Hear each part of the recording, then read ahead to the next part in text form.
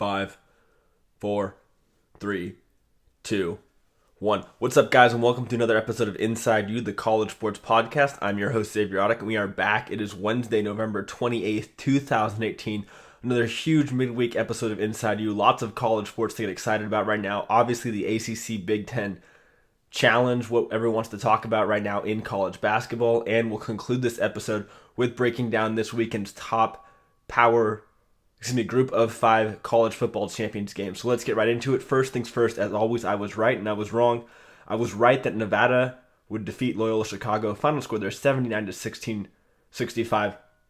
Eric Musselman's team up 44-28 at half. The Martin brothers, Caleb having 21, Cody having 20, and really getting ahead here and never looking back. That is the only non-ACC Big Ten Challenge game that we're going to break down today. So let's get into the ACC Big Ten Challenge then. Starting off, I was wrong that Louisville would lose to Michigan State. Final score there 82-78 in overtime. Very much a resurgent Michigan State team we've seen in the last few games here. And in this game, it looked like Tom Izzo's team was going to get the job done. But following Cassius Winston's fouling out, really the Spartans never were able to put it together at that point. And even with efforts by Joshua Langford and Kenny Goins to pull off the victory for the Spartans, Izzo's team was never able to get the job done. Ryan McMahon for the Cardinals, 24 points, 4 3-pointers, and this was the huge signature win that Chris Mack was looking for. Certainly going to be a struggling year for the Cards. Definitely looking at their team, you see a noticeable discrepancy in the talent between them and some of the other top ACC teams, obviously Duke being the biggest one. But this is a team that's playing hard. It was nice seeing the fans in the KFC Yum Center energized and excited, and they now have their big signature win over number 9 Michigan State. So kudos to Chris Mack and his team. Then I was right that Duke would defeat Indiana. Final score there 90-69. Duke showing a lot more press than they had previously, like I hoped they would following that loss to Gonzaga. Certainly, though, this was a game where we saw what I think you could call some coasting by the Blue Devils. They got ahead here, knew that they could just score at will in transition, and never really looked back on that. Still showed some of the struggles with that defense, especially in the half court. There were long periods in the second half in particular where it looked like they almost took plays off, just hoping to get out into transition and have another highlight reel dunk. Zion Williams, 25 points. Obviously, the dunk falling off the steal of Fritzner was really the play that everyone was talking about following that game. Conversely, Romeo Langford for the Hoosiers, 13 points, 3 of 15 shooting. And I want to spend a moment to talk about why this game was crucial. You know, normally in the college basketball season, players will go long periods of time without playing anyone else really of NBA level talent. Right now, the biggest player that comes to mind right there is probably Ethan Happ for the Wisconsin Badgers. But with this Duke team likely having 3, 4, possibly even 5 lottery picks in there on that team right there, we're going to now see NBA scouts be able to judge the other team's best player against those players. In this case, Romeo Langford did not perform as well as you would have hoped for a guy that was projected to be one of the top 5 players coming out of high school this last year.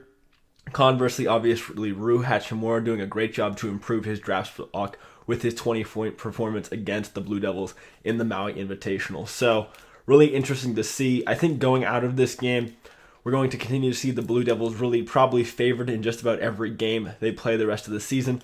Other than those 2 meetings with Virginia, which don't happen until February at the earliest, really hard to see Coach K's team struggling, barring just a complete off-night shooting. Then, I was wrong that Clemson would defeat Nebraska. Final score there, 68-66. Palmer had 20, Copeland had 16, and even with the late surge by the Tigers, Nebraska, Tim Miles' team able to get the job done. And this was the big win that Nebraska's last year team lacked. They got a win on the road at Clemson, and that should go a long way towards their hopes of making the tournament comes year end. Then I was right that FSU would defeat Purdue. Final score there, 73-72. FSU, though, up 12 at half, looking like they could easily put the game away, but Purdue showing a nice resilience, getting it back, even leading for a long period of time and looking like they could put it away at the end. But FSU was able to come together and get the job done there, winning that one by 1 and pulling off a nice come-from-behind victory in a game that really should have never been close. Then I was wrong that Maryland would defeat UVA. Final score there, 76-71. UVA showing a lot of man-to-man in this game, which was kind of surprising. Maryland certainly, though, probably of the teams that lost in this ACC Big Ten Challenge impressed me the most. A lot of athleticism on the team. Very much a team that I think could be poised to be a sleeper in that Big Ten conference right there. but really with the athleticism and with Anthony Cowan having 15 points, not really able to match up with the Cavaliers for long periods of time. Jack Salt was just a monster on the boards all night. He had multiple tip-in dunks, and really a case where if you didn't box him out, you almost had to expect him putting back one for an easy layup. Maryland, like I said, certainly even leading the Cavaliers at one point, still look like they need about one big player to really compete with those elite teams. They've got Cowan and they've got Bruno, who had a nice little ball fake, crab dribble, and then dunk late in the game, but they still need one more player to show up if they're really going to compete. But I think this might be that sleeper team that we've been looking for in the Big Ten right now. And like I've said before, this Big Ten really is wide open right now. Maybe if they can put some things together, who knows what they could do comes year end. Then I was right that Michigan would defeat North Carolina. Final score there 84-67. UNC up 21-13 at one point, but Michigan showing nice resilience.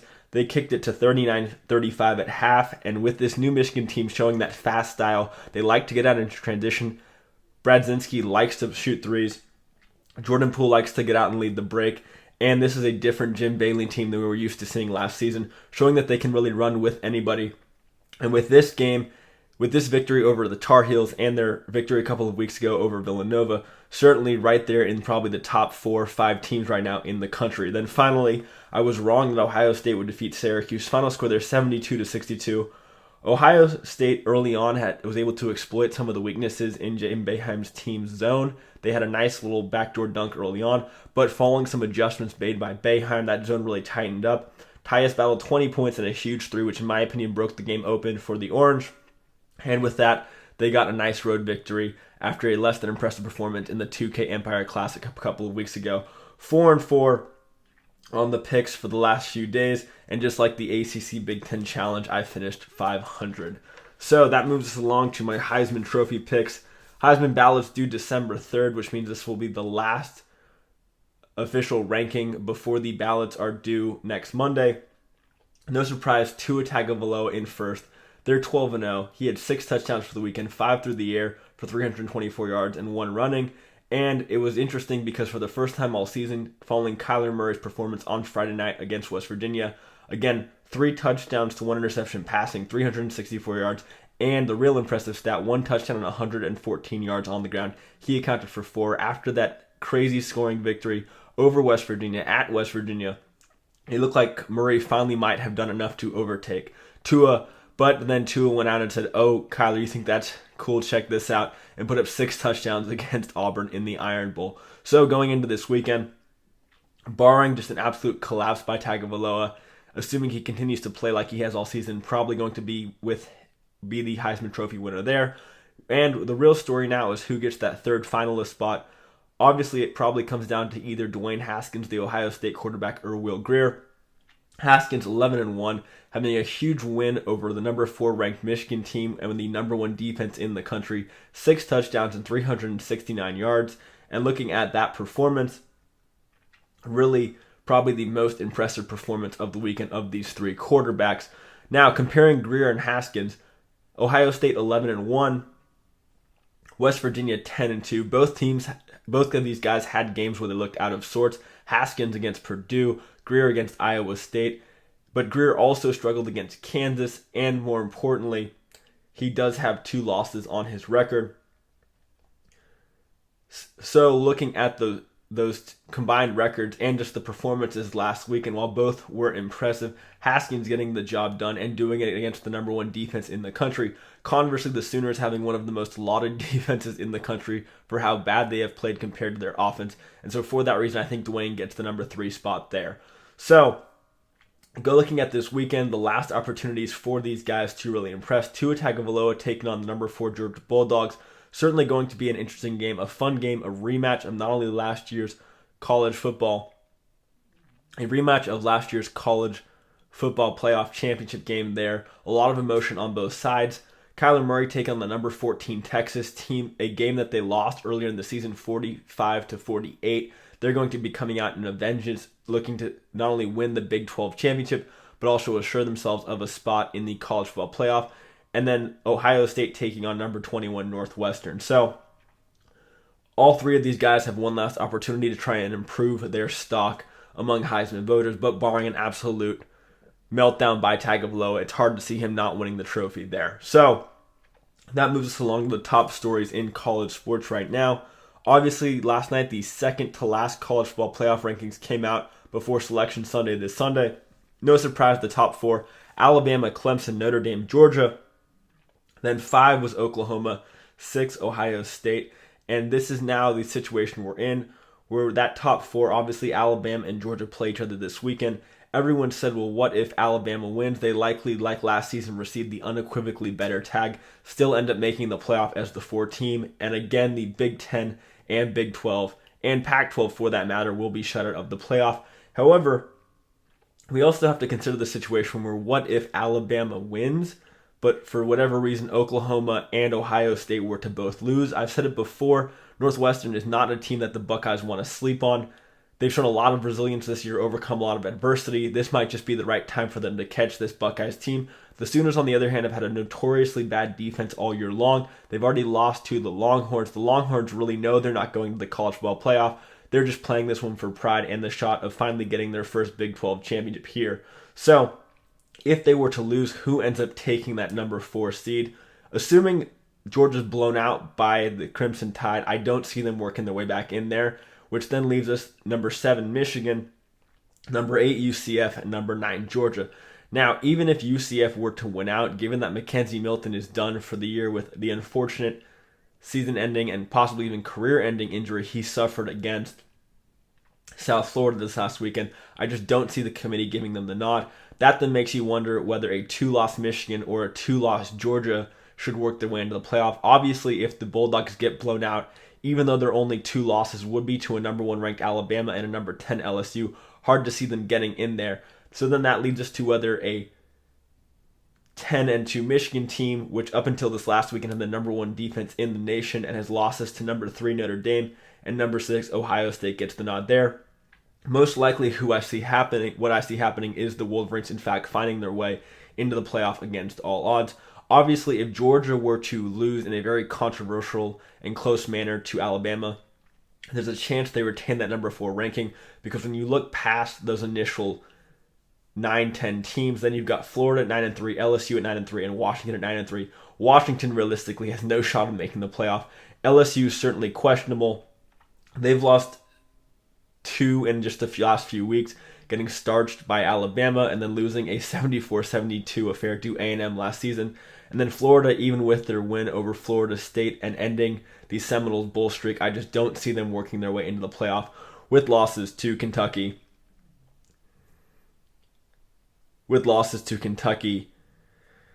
And the other teams that they lost to this year. So then looking at the group of 6, and this is probably the most intriguing thing we have to look at this weekend outside of these championship games, is the situation where what if UCF were to lose? In case you're unaware, the highest ranking group of 6 conference champion is assured a New Year's Six bowl, i.e. you have to win your conference to be guaranteed the right to play in a group of 6, New Year's Six bowl, whatever you want to call it. If Central Florida were to lose, that means it would come down to the winner of Boise State and Fresno State in the Mountain West Conference Championship game. And one of those teams would likely end up playing on New Year's Day. Certainly very interesting, given that looking at this Central Florida team, while they are 11-0, they did struggle to defeat Memphis the first time they played them, only winning 31-30 following a Herculean effort by Mackenzie Milton. Without him, you have to wonder if this Central Florida team will be able to rally and get the job done against the Tigers. But if they were to lose, again, the winner of that Boise State-Fresno State game would end up representing the group of 5 in a New Year's Six bowl. Of those 2 teams, I think Boise State matches up better with whoever their Power 5 opponent would be. So I'm going to be rooting for the Broncos, but certainly another interesting subplot to this weekend. So that moves us along to the coaching carousel, which has continued to spin. Jake Spavital, the former West Virginia and Texas A&M offensive coordinator, is headed to Texas State. Well, he's going to be the new head coach. He's taking over for Everett Withers, who was 7-28 in his 3 years there. And what makes this move interesting for me is whether it foreshadows head coach Daniel Holgorsen also making a move from Morgantown. Remember, he's already been linked to the Colorado job. Will Grier is leaving after this year, as well as some of the better pieces there. Maybe he decides that without his offensive coordinator, it's good for him to make a move too. Then the other big coaching hire in the last few days, Scott Loffler, Boston College's offensive coordinator, has agreed to become the new head coach at Bowling Green. He takes over from Mike Jinks, who was 7-24 in his time there as head coach, and this is a guy who has lots of ties to the Midwest. He was the former quarterbacks coach at both Central Michigan and for the Detroit Lions, and he's been the offensive coordinator for a who's who of college football at Temple, Auburn, Virginia Tech, and obviously Boston College, and for a program that's put a number of the top head coaches out there at the Power 5 level, the biggest two and most recent being Dino Babers at Syracuse, and then Wake Forest is head coach, certainly hoping that this is the move that will get them back to their winning ways. So that moves us along to USC, my alma mater. Head coach Clay Helton announcing a number of changes to his staff. T. Martin, the Trojans' offensive coordinator, is out. Kenichi Udeze, the defensive line coach, is out. Ronnie Bradford, the defensive backs coach, is out. And Brian Ellis is leaving, likely going to become the offensive coordinator for Helton's brother, Tyson, at Western Kentucky, where he was just named the head coach. Looking at these changes, though, you have to wonder where some of these guys might end up. Obviously, T. Martin possibly working his way back to Tennessee, where he played himself. He was rumored to be an outside shot of getting that head coaching job over Pruitt in this past offseason. Maybe he works his way back there, especially with Tyson Helton having departed for Western Kentucky. But also then looking at some of these changes, I really have to wonder with USC whether it's simply a matter of coaching. You know, in the press conference, in the official statement they passed out on Sunday, following the Trojans' loss to Notre Dame, they cited Notre Dame as a school that had gone through its own struggles recently, stayed with their head coach, and experienced monumental success because of it. But Notre Dame's really not a great program to compare USC against, other than them both being private schools, completely different situation in terms of academic rigorosity, the requirements and difficulties of getting players into the program, it being a Midwestern school that even with it having the Notre Dame name, obviously going to be a little bit more difficult recruiting a kid to South Bend than it is to Southern California, and not being in a conference. Also looking at some of these positions and players that have come out of USC in recent years, defensive lineman Leonard Williams in 2015 was a first-round pick. Nelson Aguilar in 2015 was a new first-round pick. Adoree Jackson, who's probably the most lauded player apart from Sam Darnold during Clay Martin's tenure, was a first-round pick in 2017. Matt Khalil was the first-round pick as an offensive lineman in 2012. And then obviously Sam Darnold, who was recruited primarily by Justin Wilcox, who's now the head coach at Cal, and head coach Steve Sarkisian. These are all guys that were recruited at least predominantly prior to Helton's arriving at USC. Well, he's done a great job essentially getting the program through the added turmoil compiled on due to the Steve Sarkisian fallout. I just have to wonder whether they're making the right choice sticking behind him here. I don't think it's just simply a matter of coaching. Looking at whenever USC plays a really top blue blood program in the last few years, whether it was Alabama to open the season a couple of years ago or Ohio State last weekend, whenever they play someone out of conference that's a recognized team, or even Texas this last year, you really then finally do see the difference in USC and some of the other schools, and that is simply a matter of recruiting. And unfortunately, I just don't think with Helton's personality the way it is that he can ever become that effective recruiter that USC should need and should be able to turn out top recruiting classes. But obviously we're going to see. And then a bit of sad news for anyone who's a fan of the triple option. Paul Johnson is stepping down after Georgia Tech's bowl game. He's been at Georgia Tech for 11 seasons, compiling an 82-59 record. Not too surprising though. All year long it was rumored that he might be stepping down or be fired at the end of the year. They're 7-5 with a chance to win 8 games this year. And looking at who else might be out there to replace him, Ken Weisenhunt, the Chargers offensive coordinator who played under Johnson, and then obviously Jeff Markin at Army, who has a chance of winning 10 games for the second year in a row. Looking at this, though, I think this is more symptomatic of the Bill Snyder situation, where even though the school is grateful to the coach for what they've done and for everything they've done for the program, maybe it's time, even if they like the guy, for them to move on. Obviously, Johnson knew it was time to go. I don't know if Bill Snyder will have the same presence of mind to do the same. And then, disappointing news for anybody who's a fan of Louisville. Jeff Brom is staying at Purdue. He said, quote, the timing was not ideal for him to return to his alma mater, Louisville. And now with his turning down the Cardinals, which I don't think was that surprising given that he's been essentially telegraphing this announcement for the last few weeks. Scott Satterfield, the Ordinary Brown, become most likely the two favorites to take that job. Neil Brown, though, having not made himself a big fan among many Louisville fans for comments he made while at Kentucky as an offensive coordinator a couple years back, and given that Scott Satterfield, Appalachian State's head coach, likely the favorite to end up taking that job. That moves us along to college basketball.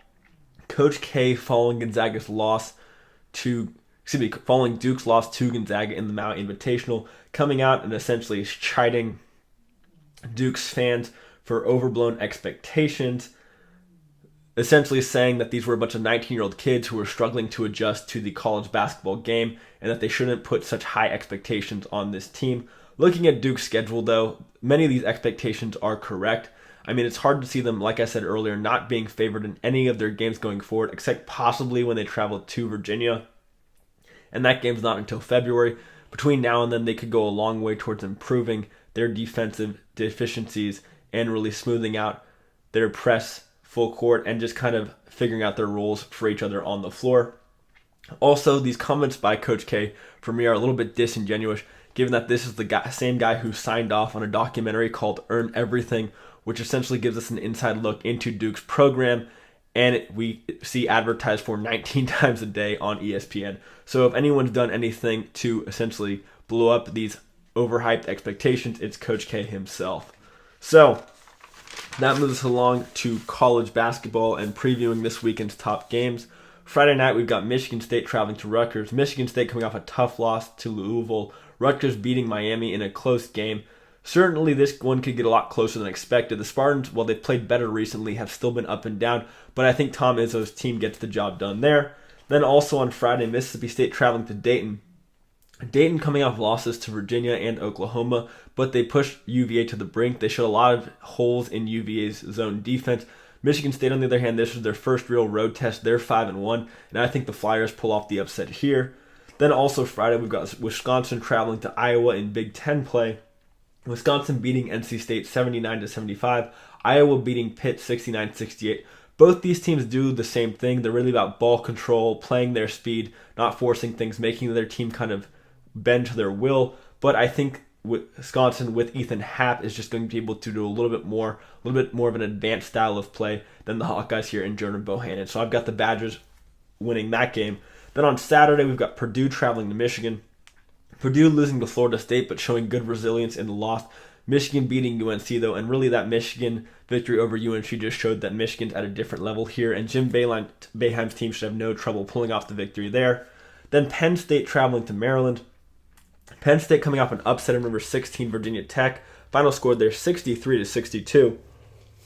Maryland coming off a loss to UVA that I spoke about earlier. But both these teams should take these losses as confidence builders, assuming they take them correctly.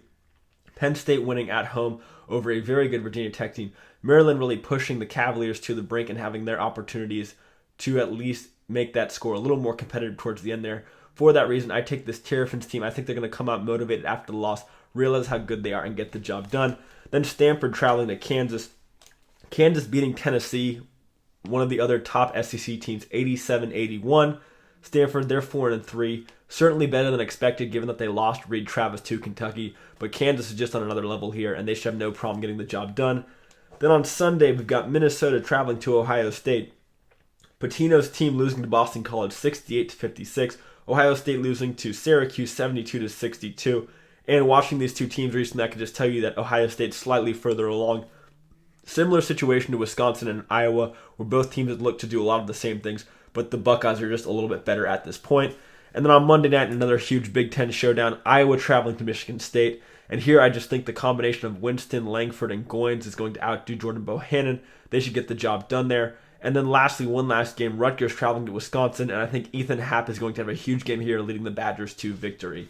So that moves us along to college football. This weekend we have all of the group of 5 conference championship games. Kicking things off on Friday night, we have the MAC championship, Northern Illinois traveling to Buffalo. Buffalo 3.5-point favorites there. Northern Illinois enters the game 7-5, but they're coming off a 2-game losing streak to Miami, Ohio, and Western Michigan. They haven't put up more than 40 points all season. Buffalo, on the other hand, 10-2. Their losses coming to Ohio, Frank Solich's team, 52-17, and then Army, Jeff Monken's team, who has a chance of winning 10 games this year. This is very much a case of a great offensive team versus a great defensive team. Against Ohio, the Blue Raiders were absolutely just flummoxed by Frank Solich's pressure and the offensive combination of Poppy White and their quarterback that really just took apart the Blue Raiders' safeties. But Northern Illinois doesn't have nearly as powerful an offense as the Blue Raiders, and I think Buffalo gets the job done there. Then, on Saturday, a Sun Belt Conference showdown between Louisiana and Appalachian State. Louisiana favored by 16.5. Appalachian State favored by 16.5. Louisiana enters the game 7-5, but they lost to Troy a couple of weeks ago, 26-16. Looking at these two teams, Louisiana is just a step below Appalachian State right now, who's 9-4. They're on a 4-game win streak, and really the only reason that Appalachian State loses this game is if the players buy into the talk about possibly their head coach leaving. They don't show up focused, and they let Billy Napier's team get ahead here and give themselves a shot at winning. But I think Appalachian State gets the job done. Then, in the Conference USA, a repeat of last weekend's game, UAB traveling to Middle Tennessee. Middle Tennessee, 1.5 favorites there. UAB is 9-3 on a 2-game losing streak to Texas A&M and Middle Tennessee. Middle Tennessee 8-4 with losses to Kentucky, one of them coming 23-34. Like I said, this was a replay of last week's game, which Middle Tennessee won 27-3. And for Bill Clark's team, I think we're going to see them show that trademark resilience that they've seen all year. This is their second season back from being disbanded as a program. I think the Blazers come out, pull off the upset here, and get the job done, pushing them to 10 wins and hopefully a nice bowl game in the offseason. Then, like I mentioned earlier in the American Athletic Conference Championship game, Memphis traveling to UCF. UCF favored by 3. Memphis is 8-4 coming off a 52-31 blowout of Houston. UCF is 11-0, but they do not have Mackenzie Milton, who, like I said earlier, suffered a season, possibly career-ending injury against South Florida. A bit of good news from Milton. He's had blood restored in his leg that he suffered the injury on, and he will have reconstructive surgery scheduled for a later date. But he, at the very moment, appears to be on the path towards hopefully at least recovering and one day being able to walk again. Who knows about his playing career, but we'll continue to think of him and pray for his recovery. Really, though, this is a question of whether you think Daryl Mack can outrule the Memphis Tigers' Darrell Henderson. Mack, fortunately, to his credit, already started one game for the Golden Knights this year against ECU, winning that one 37-10, and he did play the majority of the game against South Florida. But against this Memphis Tigers team, who, like I said, should have beaten the Golden Knights early in the season, losing close 31-30, I think you're going to see Mike Norvell's team get the job done, and the Golden Knights' perfect season, and move themselves toward potentially getting a nice bowl game to play in bowl season. Then in the Mountain West Conference Championship game, we've got Fresno traveling to Boise State. Boise State favored by 2.5. Boise State's 10-2. The last time these two teams played a couple of weeks ago, Boise won 24-17. They also coming off a victory over Utah State 30-24. Utah State, Matt Wells' team, has been a darling of the group of 6 this year. Group of 5 this year. Fresno State, they're 10-2. They're on a 2-game win streak over San Diego State and San Jose State, but I just don't see the Bulldogs' success continuing to a non-California school. The Broncos are 9-1 at home on the blue turf, and I see Brian Harris's team getting the victory done here, which could potentially be Harrison's last victory on the blue turf. And then finally, for a bit of fun, given that we've got a lot of games that were rescheduled due to either inclement weather or a fire this weekend, looking at the rescheduled games, if I have to pick one where I think the team will upset, I'm picking Marshall to upset Virginia Tech. Virginia Tech 3.5-point favorites there. Marshall's 8-3 and on a 3-game winning streak, and they did beat Old Dominion 42-20. Remember, Old Dominion absolutely decimated the Hokies early in the season. The Hokies are 5-6, but coming off a 34-31 victory in overtime over UVA, and this is a Hokies team that is playing to really extend their bowl streak. But I think the Herd get the job done here, pulling off the upset. And like Florida State, Virginia Tech, unfortunately, bowl streak will come to an end. So that's it for me today, guys. Another huge weekend in college sports. A lot of things will get decided this weekend in college football for the Heisman Trophy. And then in college basketball, we're going to continue to see the stratification of the teams as these teams further look to improve their records and separate themselves. So I will be back on Monday to discuss all of this weekend's action, to update you on Selection Sunday and which teams will be going where, and as always, to start things off with my trademark, I was right and I was wrong. So you guys have a great weekend. A lot of sports to get excited about. Hope you enjoy them, and I'll see you soon. Bye.